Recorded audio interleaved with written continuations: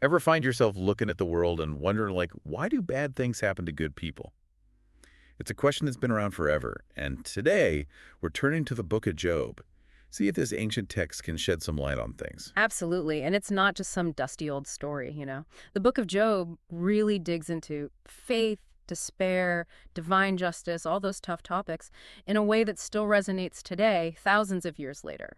So let's start with Job himself. He's described as this incredibly wealthy guy, devoutly religious. Oh, yeah. The text really emphasizes his piety. Like, he even made sacrifices just in case his kids might have sinned without realizing it. Talk about a dedicated parent. Wow. Okay, but then everything falls apart for him. Livestock stolen, children killed in this freak storm. And it's like out of nowhere, too. And this is where it gets really interesting. It's all part of this cosmic bet between God and Satan. Right. And here's the thing, and this is crucial. Job has absolutely no clue about this wager going on up in heaven. I mean, he's living through the worst days of his life, and up there, they're debating his fate. It's kind of wild when you think about it. That's heavy. Okay, so Job's reeling from these unimaginable losses. And if things couldn't get any worse, here come his friends trying to comfort him. But from what I've heard, it doesn't go so well. Yeah, Job's friends, they kind of represent this common but ultimately flawed way of thinking. They assume that suffering has to be a direct result of sin. Like, you must messed up somewhere to deserve this kind of thing. Exactly. What'd you do? Right. And this is where the text gets really thought-provoking. Job, he defends his innocence vehemently.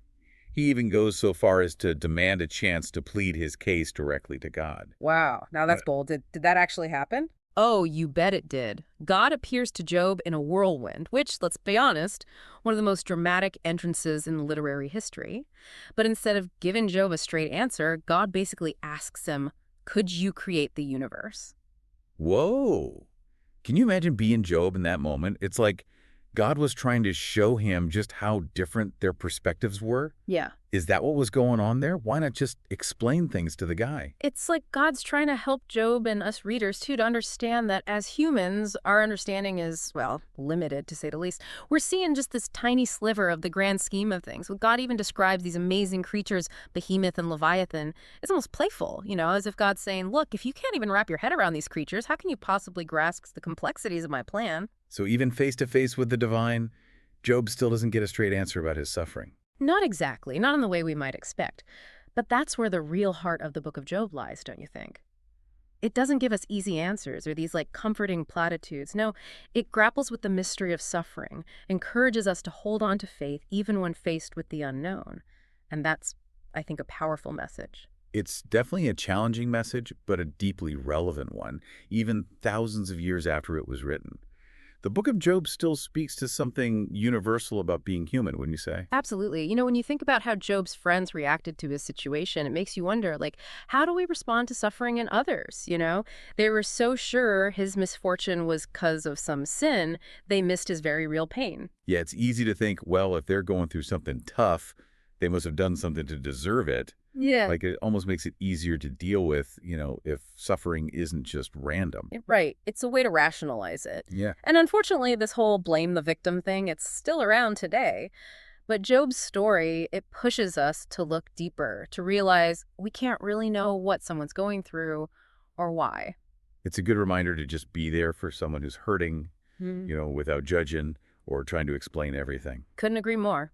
Now, our source also talks about the cultural, historical stuff surrounding the book of Job, which is fascinating, like the way Satan's portrayed, for instance. In the ancient Near East, he wasn't always this, ultimate evil figure, like in some later interpretations. Oh, interesting. So how was Satan seen back then? He was more of, I guess you'd say, a celestial challenger. Test in faith. Almost like a prosecuting attorney in a heavenly court, presenting evidence against humanity to God. So instead of pure evil, more like a provocateur, someone to push the boundaries of faith. Exactly. And getting that nuance is important because it adds this whole other layer to the text. It's not just good versus evil, black and white, but this complex exploration of faith, doubt, and how the divine works or maybe doesn't work in ways we expect. Definitely adds a new dimension. And it reminds me of something else our source mentions about the different views on suffering in the Old and New Testaments. What's that all about? Right. So in the Old Testament, suffering often comes off as a direct result of sin, disobedience, that kind of thing. But the New Testament, especially with Jesus, it introduces this idea of redemptive suffering. Redemptive suffering. What does that even mean in this context? Basically, it's the idea that even if we don't understand why we're suffering, it can have a deeper meaning, a purpose, that it can change us, make us stronger, more empathetic, give us a better grasp of what it means to be human. So Old Testament, suffering equals punishment, but New Testament says it can help us grow too. Yeah, exactly. And that changes everything about how we see suffering, even in our own lives. It tells us to look beyond the pain, see if maybe there's potential for growth, strength, maybe even a deeper faith coming out of it. It's really something how the book of Job weaves together all these big ideas, faith, suffering, free will. No wonder it still gets people talking after all these years. And speaking of getting people talking, our source points out some interesting stuff about the structure of the book itself. Like, there's even more going on than meets the eye. Oh, absolutely. Like, there are actually two separate narratives happening at the same time. You've got God and Satan having this dialogue up in heaven, which of course Job's totally unaware of. And then you've got Job down here, just living through it all. It's like we get to peek behind the curtains, see the bet that set this whole thing in motion. It makes you wonder.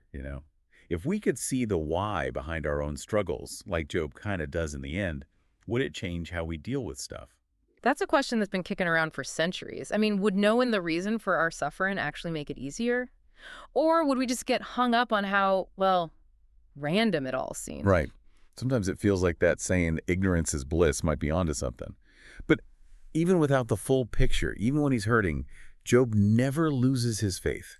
He yells, he questions, but he never turns his back on God. Exactly. And that, I think, is what makes the story so powerful, so relatable. We might not always get it. We might not ever understand why we go through hard times, but we can choose how we face them. Job, he teaches us about resilience, about holding on to hope, even when it seems like there's nothing left. And in the end, God does restore Job's fortunes, right? He's wealthy again, has more kids, lives a long life. Yeah. But that happy ending, I don't know, it doesn't erase everything he went through. Not at all. The book of Job, it isn't about simple solutions or pretending everything always works out perfectly in the end. It's honest about the fact that bad things happen, even to good people, even in a world where supposedly there's a just and loving God in charge. And sometimes those experiences, the pain, the loss, they become part of us. They shape who we are. So it's not about getting a reward for our pain or expecting some kind of cosmic reset button. Right. It's about finding hope, finding meaning, even when things don't make sense, even when we're hurting. That's faith. Yeah. Not easy answers or avoiding the tough stuff. So maybe the book of Job, it's not really about answers at all. Maybe it's about asking the tough questions, wrestling with the big mysteries, even if we never fully figure it all out. Now you're getting it. The book of Job, it stays with you. It sparks debate, makes you question what you think you know. Ultimately, it's an invitation to dive into the deep end of faith, of suffering, of what it means to be human, with all its messiness and beauty.